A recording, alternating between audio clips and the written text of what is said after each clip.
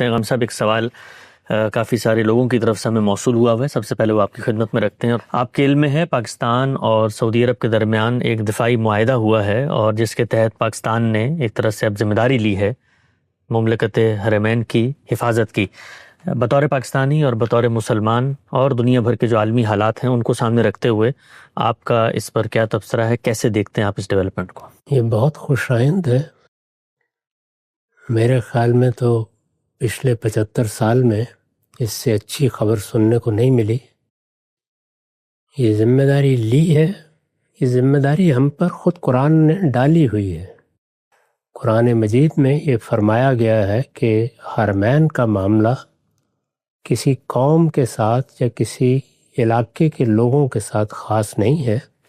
سواء العاکف فیہ والباد، اس میں مقامی اور آفاقی سب برابر ہیں، حقوق کے لحاظ سے بھی اور ذمہ داریوں کے لحاظ سے بھی.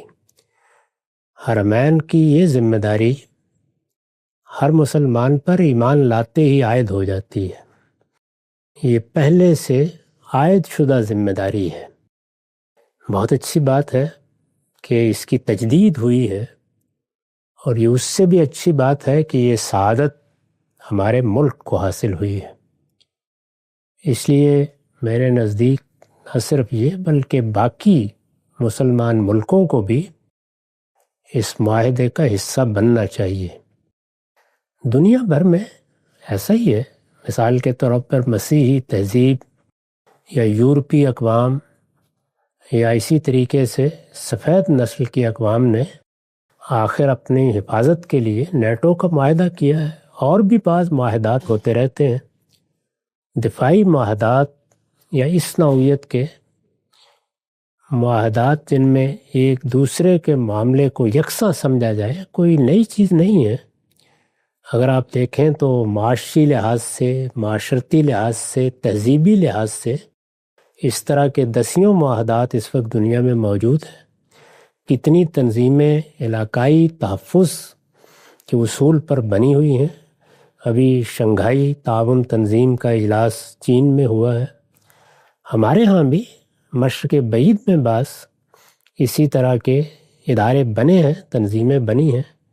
مسلمانوں نے بھی مسجد اقصیٰ پر جب ایک زمانے میں حملے کی صورت پیدا ہو گئی تھی اور آگ لگا دی گئی تھی، تو یہ معلوم ہے کہ مسلمان ملکوں کی ایک تنظیم OIC جس کو کہا جاتا ہے وہ بنائی تھی. اب بھی ہے، یعنی جیسی بھی صورت میں ہے، بہرحال ہے.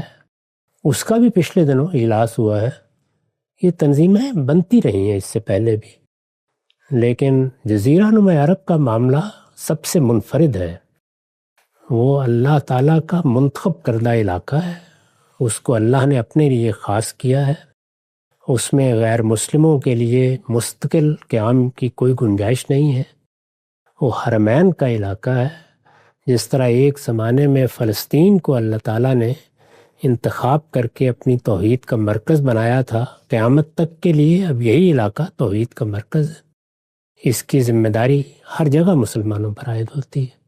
میں تو اس سے بھی آگے بڑھ کے ہمیشہ کہتا رہا ہوں کہ مسلمان ملکوں کو اپنی وحدت قائم کر لینی چاہیے، اور اس کا سب سے اچھا طریقہ یہی ہے کہ حسن اتفاق سے حرمین میں ایک موروثی حکومت قائم ہے.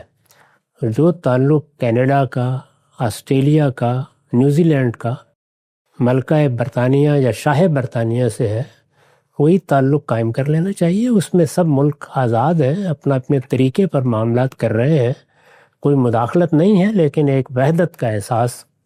دولت مشترکہ بھی اسی طرح کا ایک نظم رہا ہے. برطانیہ عظمیٰ نے جن علاقوں کو خالی کیا تھا، یا اس تعبیر کو اختیار کر لیجئے کہ پہلی جنگ عظیم کے بعد آزادی دی تھی، ان کا بھی یہی معاملہ ہے. تو اس لیے یہ بہت خوش آئند ہے، ہر لحاظ سے قابل قدر ہے.